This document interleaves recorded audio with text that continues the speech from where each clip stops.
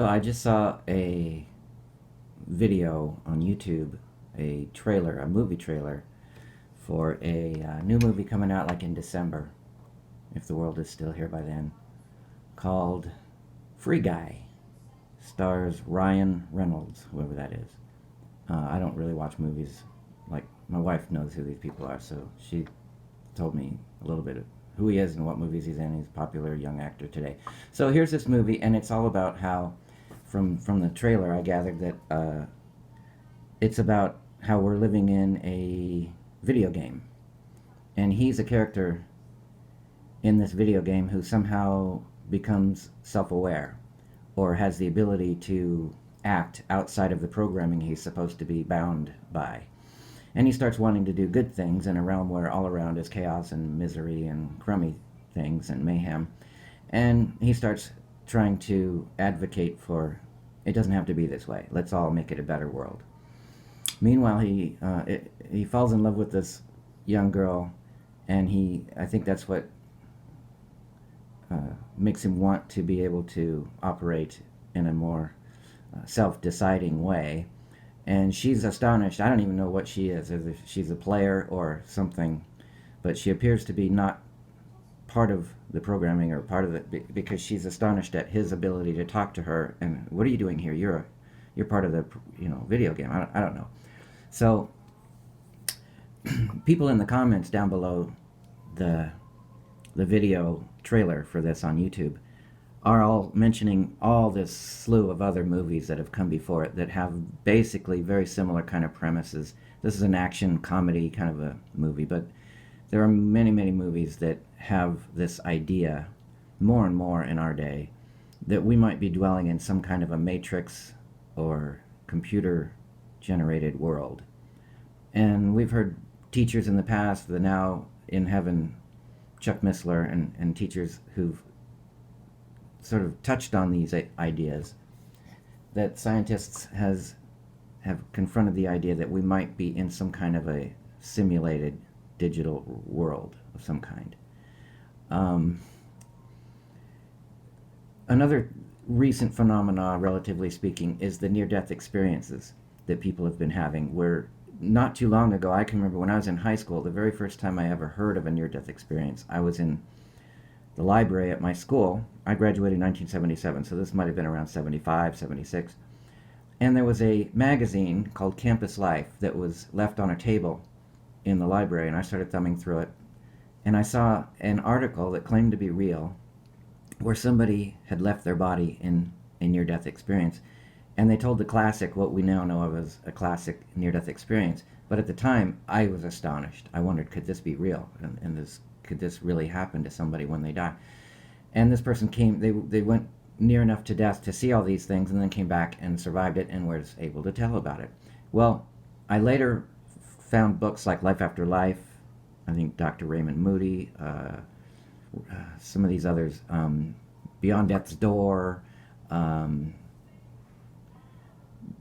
Hell and Back, all these different books. I just was really interested in the subject.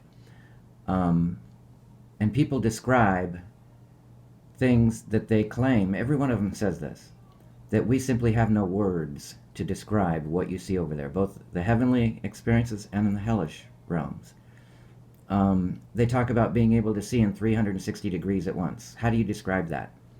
And being able to move about without any gravity, no time, no space. You can just move at the speed of thought, it seems, and you can travel at uncalculable speeds and travel great distances, and it's just a realm that our current reality simply has no words to describe. They all have that in common. When they see these places, they say it simply is indescribable using our common language and reality. There's nothing you can compare to it, but I'll try. They always say, I'll try. And it makes me wonder if that's what John, the Revelator, might have been talking about when he saw a being that seemed to be full of eyes, eyes all around its head, or many, many faces, or wings. How else would you describe the ability to see in all directions at once? The best you could do is say, well, he had eyes on the front and the back and the sides, or whatever. Or wings all over his body that would describe the ability to overcome. There's no gravity. There's no limits to your movement ability, and think you could go right through solid walls and all these capabilities. They describe music that there's no way to describe because we only have the 12 notes or whatever in our Western form of music. There's simply, how do you can't create an instrument capable of playing the kind of music that you hear when you're over there. Um, the colors that you see, we don't have in our world. And so when Paul said, I saw things, Paul had a near-death experience as a result of his being stoned and left for dead. And he said he didn't even know whether he was in the body or out of it, because sometimes these people, they feel just like they do when they're in their body, but they're able to do things, see things, go places, and travel and behave in ways that you simply cannot do in your body. But Paul said he saw things that were unlawful to speak about. And many times I've seen people of small minds who say, well, see, these near-death experience people are lying because Paul said you're not allowed to talk about it. I don't think what Paul was saying was that you're not allowed to talk about it. I think what he was saying is the laws of nature as we now know them do not apply. And when he said it's unlawful, he meant there are no laws. He's Old English for saying you simply cannot relate our reality to the reality that is over there. I remember a book many years ago written by an atheist professor who studied with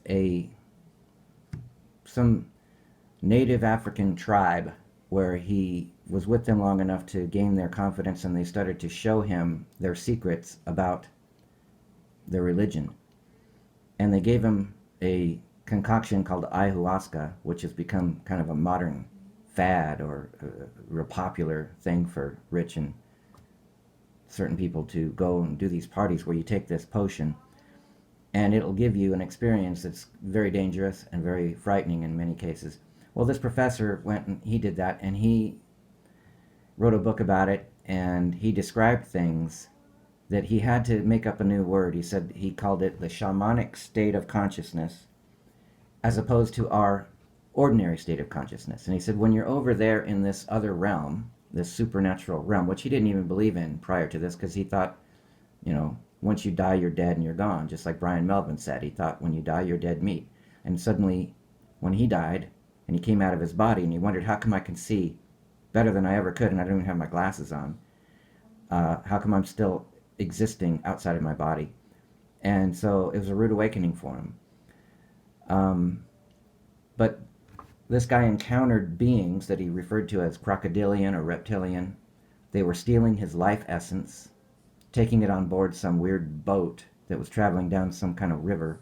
And these beings, some of them looked like, humans with bird heads and all kinds of crazy things, like you would see on the cave drawings or whatever in the pyramids and Egyptian hieroglyphics and stuff. Very strange, and it was all real to him over there. And he said, while you're over there in that, what he called shamanic state of consciousness, our current present reality becomes mystical and mythical and distant, and like it's hard to even believe that the reality we normally think of as being real is even real. So it was very difficult for him to figure out, how am I going to get back to what I used to know of as reality? Because in this shamanic state of consciousness, that was all there was. It felt real, like he could never get back, kind of like over the rainbow or through the looking glass or whatever, whatever you want to think of it. There's another realm right here next to ours that is going on simultaneous with ours, and it's a different realm of reality altogether. So these movies that they come out with and try to describe these things, needful things. I'm sorry, what is that? Stranger Things, that TV series.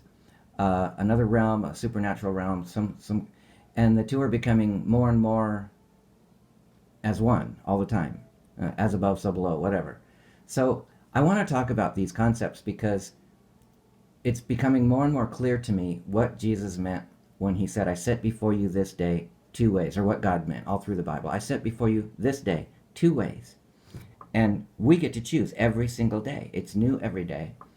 There's no one choice that satisfies it for all time. We're here each day, and sufficient for the day is the evil thereof, but you can choose every single day, life or death, blessing or cursing, light or darkness, bitterness or sweet, God or the devil. And every one of us is choosing every day, whether we want to win or lose.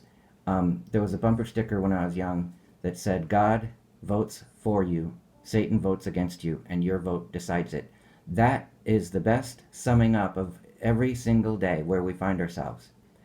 And we know in the Bible that these creatures, these angels, are called watchers. The word watcher is also the word Gregory. We have a Gregorian calendar. We're under the Gregorian time-space continuum, the watcher calendar.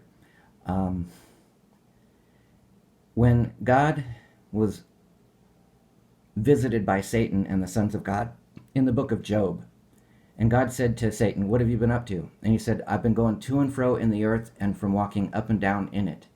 You get the idea that he's going around the surface of the earth, but he's also going up and down in some manner that takes him into another realm inside the earth.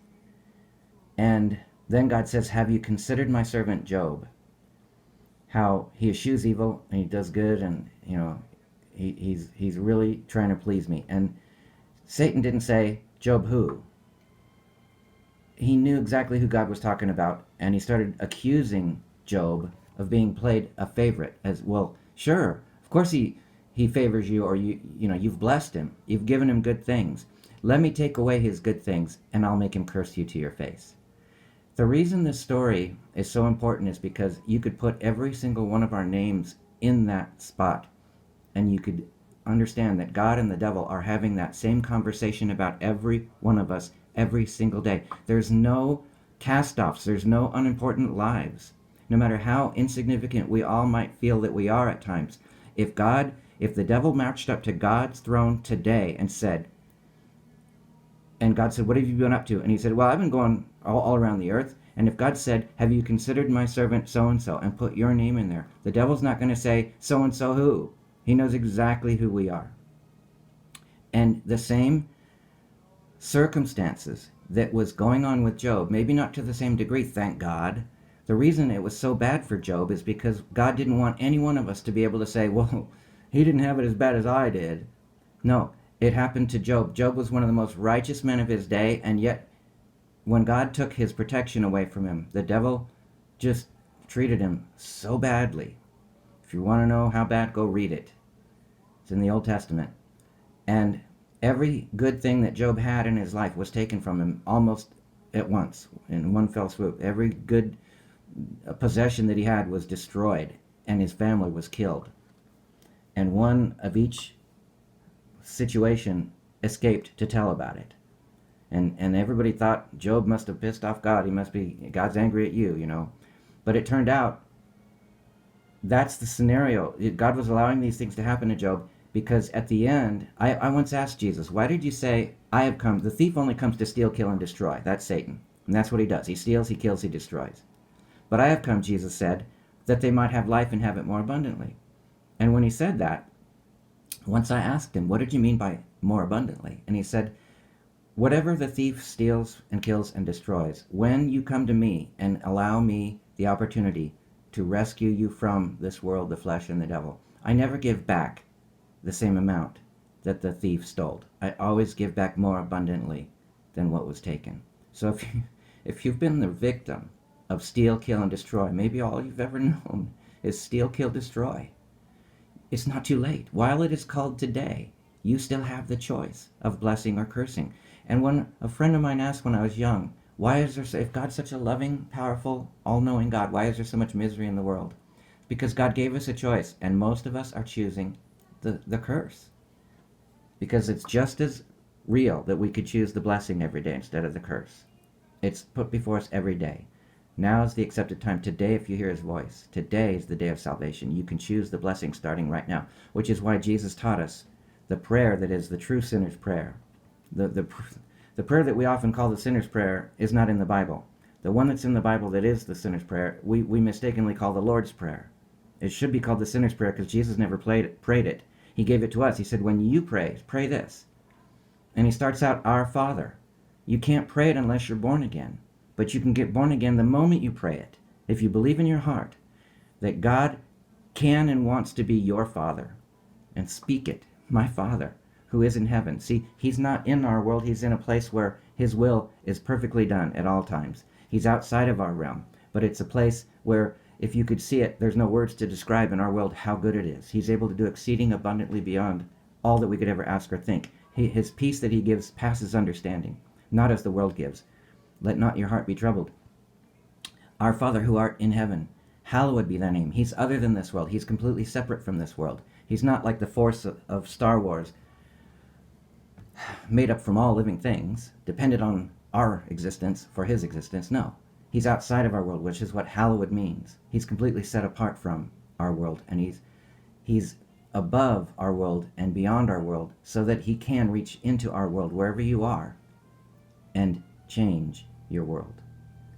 That's what Jesus had started out saying. When you pray, pray this: Our Father, who art in heaven, hallowed be thy name. Thy kingdom come. He's not saying it's enough for us to stay where we are and leave him where he is. It's asking him to bring his kingdom into our realm where we live. But it's taking a risk. The devil keeps trying to say, oh, don't do that. God will ruin everything. He'll make your life miserable. No, we already have that. We made ourselves miserable when we chose the serpent and the serpent's way. And the only way God can help us now is to enter into our world at our request. He can't do it unless we ask. It's like the prime directive in Star Wars, where you're not allowed to change anything because it's against the rules. God can't just arbitrarily move in and do his will. He came in as Jesus became a man and took on himself the form of sinful flesh and paid the price for every single sin and every single sinner, so that if he wanted to legally, he could interrupt our journey toward hell and just say, I'm not letting you go to hell. I'm going to just take you to heaven, whether you want to or not, and not include us in the equation. But he won't do that because he loves us too much. He says, choose you this day. I've made it so it's possible for you to choose life or death. And I've put it before you every single day. You can choose life.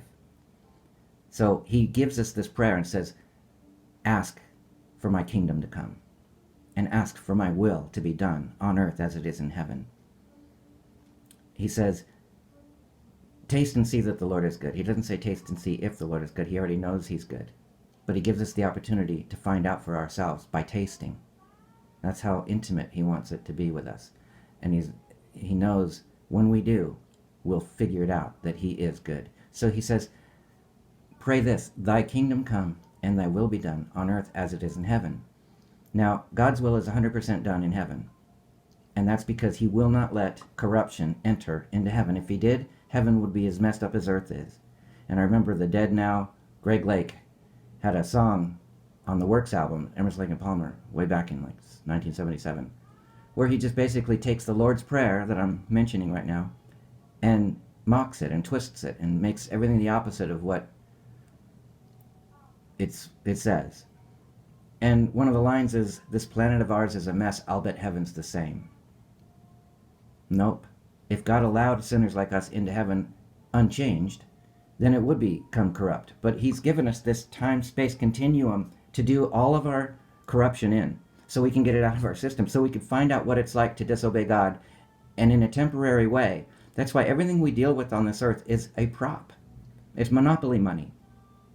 And those who gather for themselves all this money and gold and power and fame and rewards now, they're going to find out at the end it was all props. It's all monopoly money. It's not real.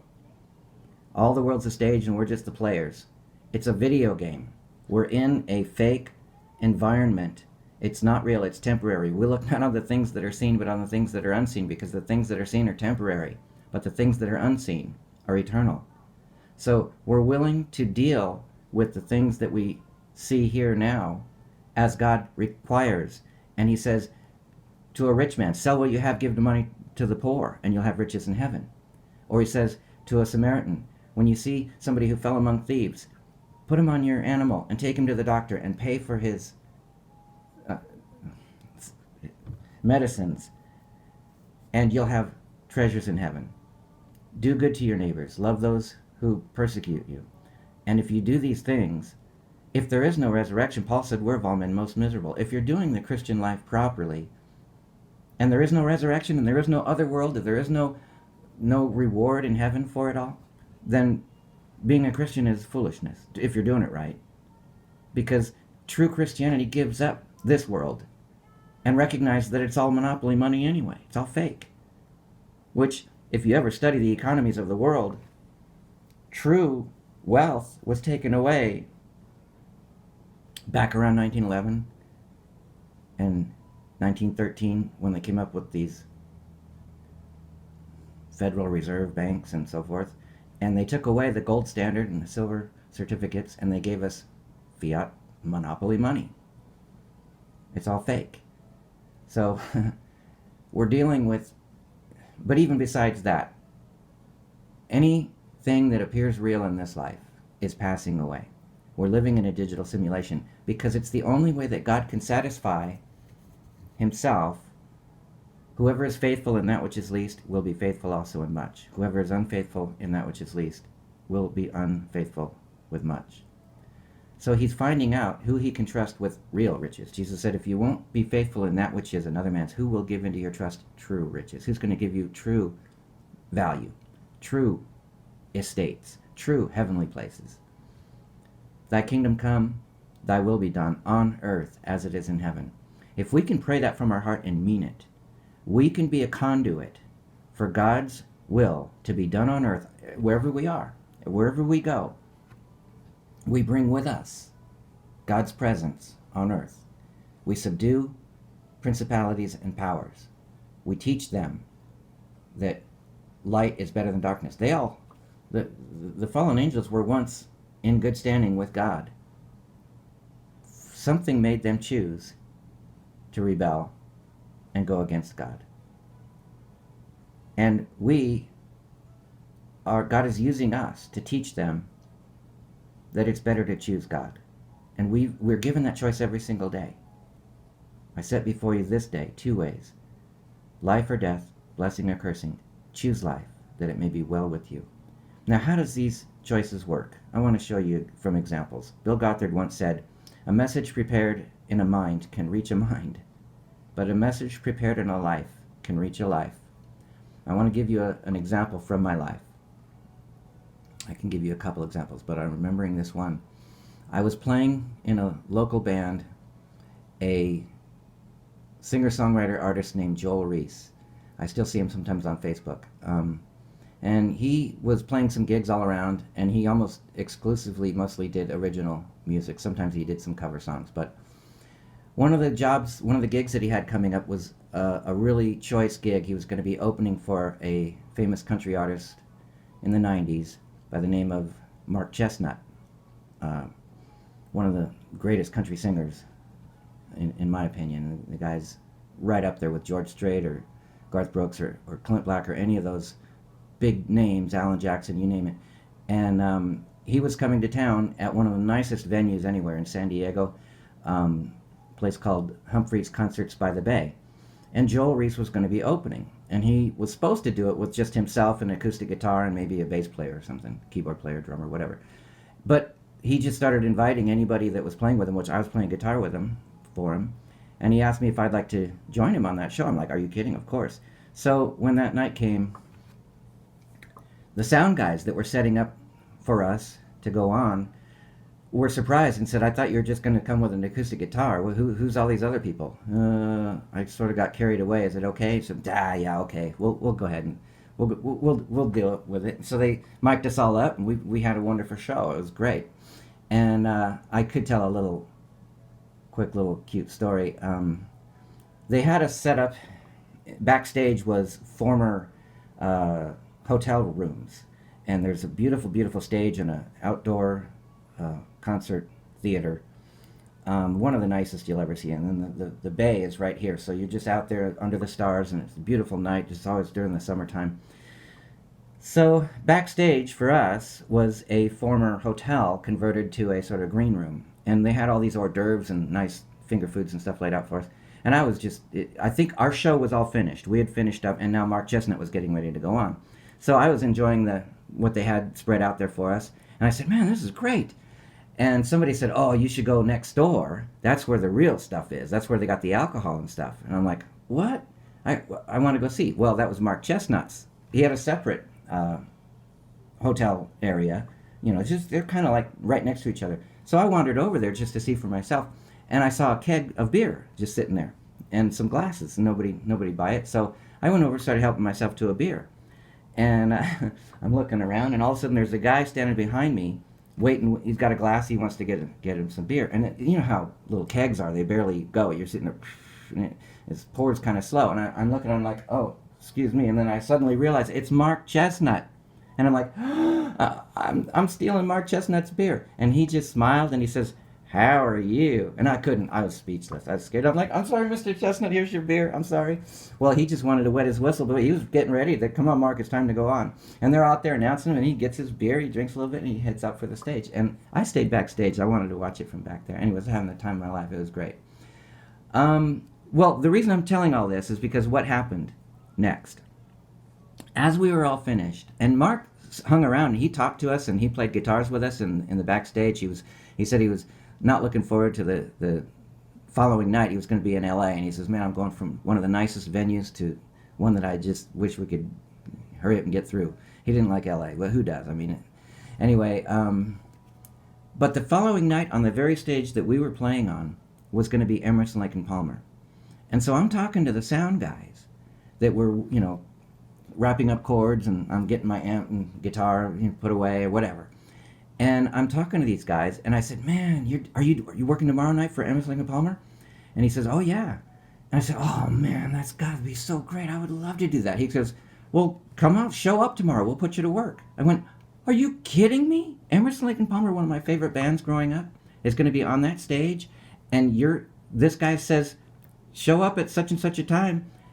We'll find something for you to do, and you could see the show from backstage." I mean, everything in me wanted to do it.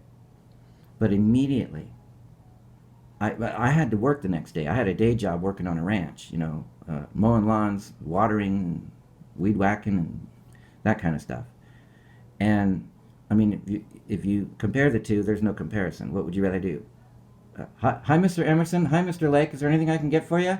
I'm plugging in the speaker here, and I'm just running these chords. Don't mind me. I mean, are you kidding me?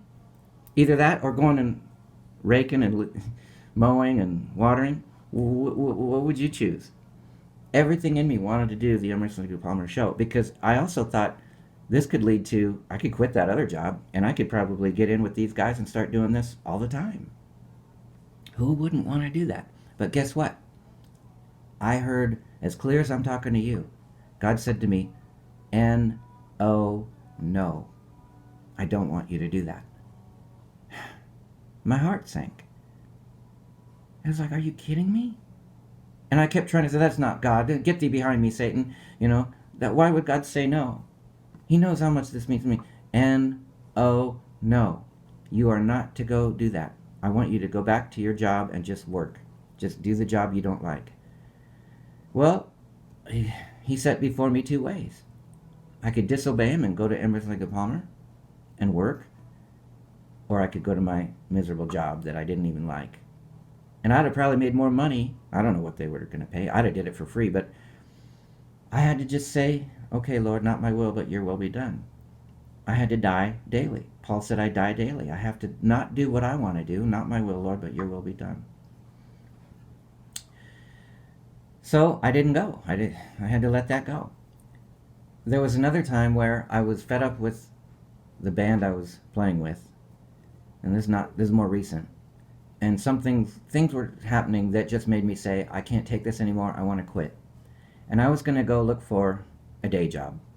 And I had just made up my mind. When Monday comes, I'm getting up early, and I'm going to go put applications in. And as I was finally waking up that Monday and getting ready to go, once again, God told me, "What are you doing? Why are you doing this?" I said, "I've had it. I'm not doing this anymore. I'm doing what I want to do." And he said, "Can I tell you what will happen if you go through with this?" He said, "This is not my will for you. You are doing my will for you. You're supposed to stay in this band. I know you don't like it. I know things are happening, but I've prescribed that for you. Just trust me and stay doing what I'm having you do, and you'll understand by and by. But for now, just don't do this. Don't go through with this." And I had a choice, either to disobey what I heard God saying, and then he showed me a picture. I don't know if you've ever seen, back in the day, there was a TV show called I Dream of Jeannie. And there was an episode, at least one, where Jeannie wanted to talk her master, Major Nelson, out of a particular choice of some sort that he was about to make. So she blinked up this machine that when you look in it and turn a little crank, it would show you your future if you pursue this direction. So he would watch it and he'd say, wow, I don't want that to happen. And he'd say, Jeannie, is this my future? She said, yes, if you pursue, if you keep going. Now, in the episode, Jeannie could have been lying, and she was always jealous if he was, going to take this position and have this beautiful secretary or something like that. And Jeannie didn't want him to be around a beautiful secretary, so she might have been lying, and I don't know. But that was what this felt like. All of a sudden, God showed me, if I go get this job, it might pay me more money. It might be more steady work than I was doing playing in a band, gigging whenever we could. But he showed me myself later on, months, years later. I saw myself at that job saying, I wish I would have never took this job, because I never get to see my wife, of whom I was currently in a band with, so I saw her all the time, and we get along really, really well. The reason I'm making a video right now is she's got herself a brand new job, and that's why she's out of the house right now, so it gives me these opportunities. And I saw this video, the trailer for that movie, that gave me the idea, and it just so happened. And the last time I had a dream on the day when she was going out of the house, and I thought, maybe I'll make a video. And by not having her here, it's easy for me to just have the house to myself, and I can do this. Well, God showed me, if you take this job, you will not like it. You will be miserable, and you'll bemoan the fact that you took it. And it gave me pause. It gave me stop. And I said, but Lord, I'm miserable now. And he says, I know, but I know what I'm doing. I have you here for a reason. Trust me. And so I closed the door. I got out of my clothes, or I didn't even get that far. I just said, okay, I'll trust you. Those are just two quick examples. Now, if I would have been doing what I wanted to do, I would have went and worked for Emerson, Lake and Palmer. I mean, and if I were just doing how it says, lean not to your own understanding? If I were leaning to my own understanding, I would have went and looked for those jobs. But when I heard God say, you won't like it, I had to just say, okay, not my will, but your will be done. And by doing that, by trusting him with my life every day, it is the evidence of things not seen. It is the evidence that I truly believe in God, that I truly trust God, by letting him choose for me who I will serve and yielding my members' instruments to obey him instead of my own desires. Just by doing that, he gives to me his whole kingdom. It's buying for myself gold tried in the fire, more precious than gold that is tried in the fire, that brings forth praise, honor, and glory at the appearing of Jesus. I once heard a pastor say, if you're going to be a Christian, you may have to be willing to do like Jesus and die a failure in the eyes of men. And he sort of went on to say, for some people, that's too long a wait. But I remember saying, and God obviously heard me. I was a kid. I still lived at home when I heard this. I said, I don't think that's too long a wait for me. If I could absolutely know for sure that dying in a failure in the eyes of men would bring me a good result, and I would be able to resurrect to a good resurrection, that I would be like Jesus, able to rule and reign, or whatever his inheritance will be. I'll share in his inheritance because I obeyed God and was a failure in the eyes of men in the meantime, if that's what it costs.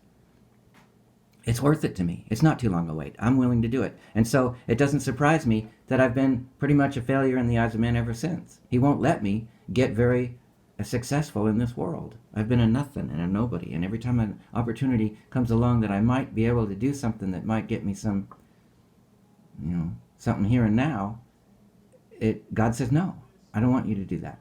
And I have to obey. I met a guy. I thought of this incident. I'm not going to give names because you would know the name if I told you. But I met a guy who was a very good sound man. And he was doing sound for one of the bands I was in when I was playing Christian rock music. And I will tell you this. He did sound for a band called Koinonia, if you want to look that band up. Everyone in that band is a name studio musician. Guys like Abraham Laboriel, Hadley Hawkins Smith on guitar, Bill Maxwell on drums, um, Alex Acuna on percussion. Forgive me if I'm forgetting anyone. I mean, this is literally off the top of my head. And together, they were all studio musicians, and together they were in a band called Koinonia, a Christian, mostly jazz instrumental music. And they did a show that I attended, and I started talking to the sound man afterwards. Everybody was leaving, and I just helped him wrap up, and I got to talking to him. And for helping him, he took me out to dinner, so I got to talk to him for a little while. And he said something to me that was so admirable. He said that he said to God one day, if it ever comes down to a choice between getting my reward here now in this life or waiting and having my reward in heaven, he said, Lord, I want my reward to be in heaven, not here. I mean, if I can have both, if I can have a good life now, sure. But if it has to be a choice between the two, I'd rather have it in heaven. And he said, almost as if on cue, something happened to him. And I don't want to give the names, but somebody basically stole his business right out from under him and started getting the calls that he would have gotten. And the whole reason was he took this young man under his wing and started teaching him how to do sound at professional big venue concerts. Well, this young man went out and bought PA equipment and put his hat in the ring, and people started calling him. And he cut into this guy's business, and the guy was losing his business because everybody wanted to call. And this was Christians. This was Christian rock. This was big name Christian concerts. And it was almost as if by design, I attended a concert that included this young man doing sound. And it was some well-known Christian bands. And the concert headliner, I'm going to tell you the name, but no, I can't. That'll give it away. Anyway, the headliner was having trouble with the sound because this poor young man who was running their sound was not experienced. He thought he'd learned enough, and he went and bought the equipment, and he got to do these major contracts. But this poor guy who was telling me this story was now suffering. And he fully felt that it was the result of his offering to God. If the only way you can give me good rewards in heaven is if I have to suffer now, I'll take it. And he knew that this was not happening just by chance, but that it was a direct result to see whether he really meant what he had offered God. And that's kind of how it works. Why is there suffering in the world? Well, it's partly to test us. God led us into the wilderness, and he allowed us to hunger in order that he might prove to us that man does not live by bread only, but by every word that proceeds from the mouth of God does man live. But it's going to be through suffering that we have to prove we really believe it. And the Bible says, if we say, I don't want to do this anymore, then it says we're bastards and not true sons. If we endure the suffering, there's a reward. But there's also suffering that's just the result of disobedience. There's suffering for righteousness' sake, and there's suffering because God said, I don't want you to do that, and you do it anyway, and you could suffer like that too. And there's a lot of the world is suffering that way. The celebrities and the people who've made it, apparently made it big in this world, the devil never lets them get off with a good reward. They always suffer. I mean, my wife was just watching some documentary about Whitney Houston and how miserable she was. Because the devil's not going to let you sign up for his kind of success without making you pay for it in the long run. It's always ends in sadness. As the Bible says, even in happiness or something, they're still miserable. I forget how that verse goes, but I think it's one of the Proverbs or something. But the devil's never going to let people who trust him come out good. And God's not going to let that happen either. They might appear to be doing good for a while, but at the end they're over the ways of death. And so we're in this life, this temporary place, to make a daily choice. Who do we want to serve? I set before you this day 2 ways. And the way you could choose God is say the prayer Jesus taught us to pray and mean it from your heart. You can pray that prayer. It's a child's simple prayer. Our Father, who art in heaven, hallowed be thy name. Thy kingdom come. Thy will be done on earth as it is in heaven. Give us this day our daily bread, and forgive us our trespasses in the same manner that we forgive those who have trespassed against us. And lead us not into temptation, but deliver us from evil. For thine is the kingdom, and the power, and the glory, forever and ever. Amen. And soon we'll see the outcome of all the things that have been going on in this world, dealing with props, not real. None of the things we see, out of the same materials, God can either make a tropical paradise or a miserable dungeon. It's raw materials. And the way a computer simulated game works, whatever room you might happen to be in at the moment is the only room that shows up on the screen. If you leave the living room and walk into the kitchen, where did the living room go? It's not there. You see the kitchen, whatever room you're in. Well, that's all fine and good for video games, but the shock of all shocks is when you hear scientists say, guess what? That's how it is for real in our world. If you're not there to observe it, it turns back into raw materials. It's not there. That's why that weird thing I always heard when I was a kid, and I never understood it. If a tree falls in the woods and there's no man there to hear it, does it make a sound? There's no woods, there's no tree. If there's nobody there to observe it, scientists tell us the forest ceases to be there. It turns back into waves instead of particles, which is boggles. So that's proof somehow that just like a video game, the room only exists when you're in it. And if you leave it, it leaves just like the living room left the screen when you walked into the kitchen in a video game. And likewise, when Jesus said, if you believe in your heart, you could say to this tree, get up and uproot yourself and plant yourself in the midst of the sea, it'll obey you. How hard is it for a video game to make something like that happen? It's instant. It's not a problem. I've played when I get bored enough. I don't stay with them very long because I'm not very good at them, and I have a very short attention span. But every now and then I've tried out these little video games online where you supposedly inherit like an old broken down mansion, and you go there and have to start fixing it up. And so you earn points by playing these silly little match 'em games like Candy Crush or some sort of similar. And then when you get enough money or points, you can upgrade the living room or whatever. And so they give you a choice of 3 different couches or 3 different dining room tables or whatever it is, coffee tables, or maybe there's a fountain outside that's all messed up and it needs to be a new fountain put in. And you get a choice of 3 different choices, and you just get to pick which one, and then it instantly turns into that one.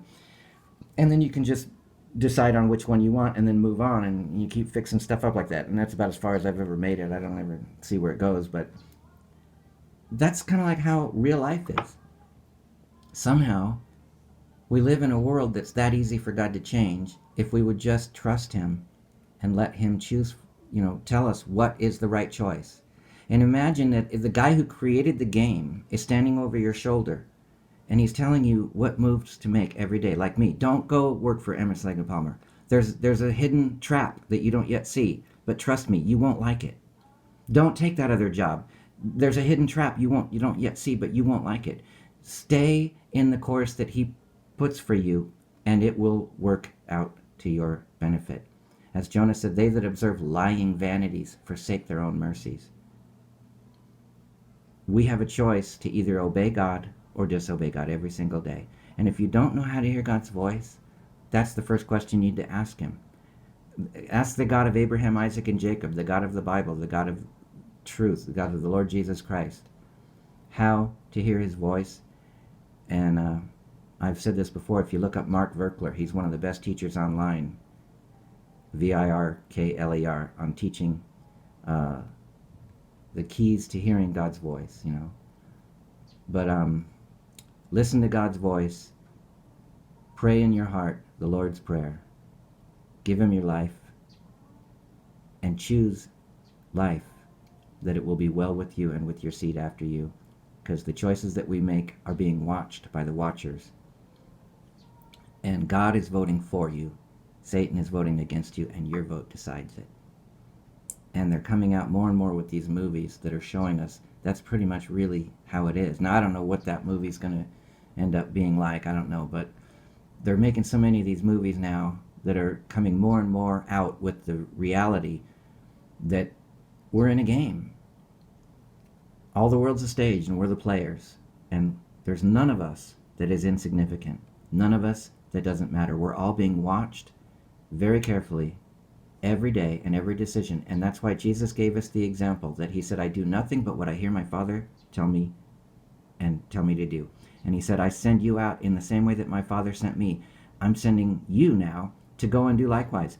Do what you hear me say for you to do. And every day we live by every word that proceeds from the mouth of God. That's present tense. He's still talking, and he still has things that he wants us to do every day. And when we obey, he will bless us.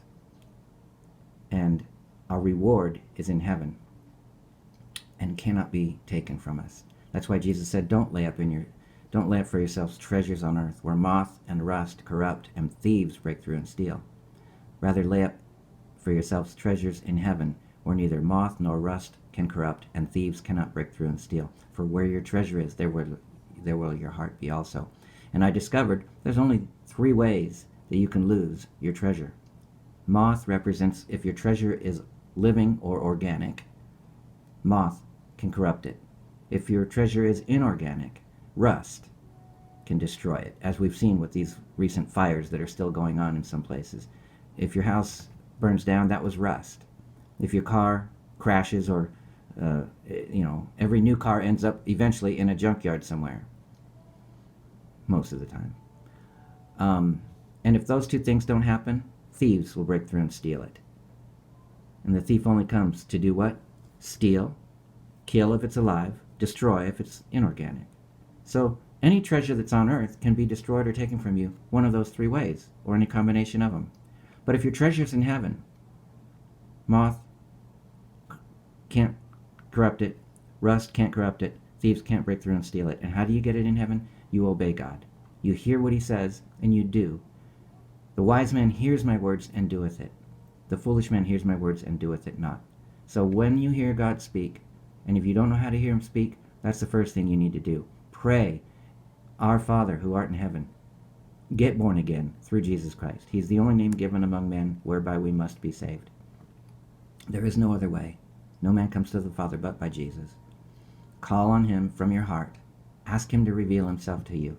Ask him to tell you what he wants you to do. He has a purpose and a plan for your life that is as unique to you as you are in creation. There's only one you, and you're not reincarnated. You've only been here once. It is appointed unto man once to die, after this the judgment. We're here for one shot. We have one try to get this to be on God's side. But you have that choice. Nobody can make it for you, and nobody can take your choice from you. No matter what your circumstances are, you can still say, God, I want you. I want you, Jesus. I want you in my life. I want your will in my life. Not my will, but your will be done. Take far from me that which is not good for me, and bring to me your kingdom. Your kingdom come, and your will be done in my life right now, on earth as it is in heaven. And give me this day my daily bread. Show me what is good for me, and teach me to follow you, and to only hear your voice. And when another speaks, I will not follow them, for they are not the good shepherd. The good shepherd laid down his life for the sheep. And the sheep know his voice, and another they will not follow. Follow Jesus. It may be we're getting down to the wire where this time we're in is almost over. As C.S. Lewis said, when the author walks on the stage, the play is over. And the author's getting ready to walk on the stage. There's creatures coming on this earth and going to reveal themselves that are so scary that men's hearts will fail them for fear when they see them. And somebody pointed out that there's 4 living creatures around the throne. One has the face of a man, another has the face of an eagle, another the face of a lion, and another the face of an ox. And somebody said, there are 2 species missing that are not represented there, reptiles and fish. Is it possible that the other cherub that was around the throne is the one that was kicked out, and he took his third of the angels or the other creatures representing his portion with him? And that's why whenever you encounter UFOs and this professor who encountered these creatures, they were reptilian in nature. They always have this reptile scales and reptilian appearance. Fish, Dagon, the fish god that they sacrifice babies to. So we're at war. 2/3 will be lost, 1/3 will be refined like gold and come forth to praise, honor, and glory at the appearance of Jesus Christ. And you get to choose which of those 2 groups you want to be in, the 2/3 that are being lost or the 1/3 that is being redeemed. You can choose it right now. Just say, Jesus, I want to be on your side. I want what you did on the cross, dying in my place when you did no sin, you did no wrong. There was no guile, no lie, no fault found in him. I find no fault with this man. It's because he was taking our faults on himself and dying so that he could redeem the world. As in Adam all die, so in Christ are all made alive. But you have to choose to be in Christ. It's all your choice. God's given you the choice. You can choose it right now. I want you, Jesus. Help me. Help me find your will. Make me born again. Make me brand new. If any man is in Christ, he is a new creation. Old things are passed away, and behold, all things are become new. He'll write your name in the Lamb's Book of Life. And you can die daily and raise to walk in newness of life daily. And hear his voice. The words I speak unto you, they are spirit and they are life.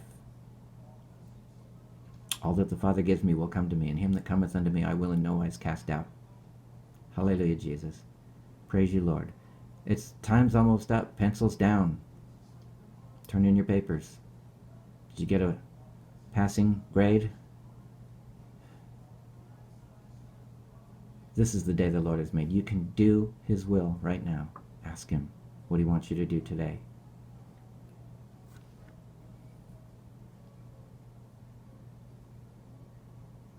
Thank you for listening.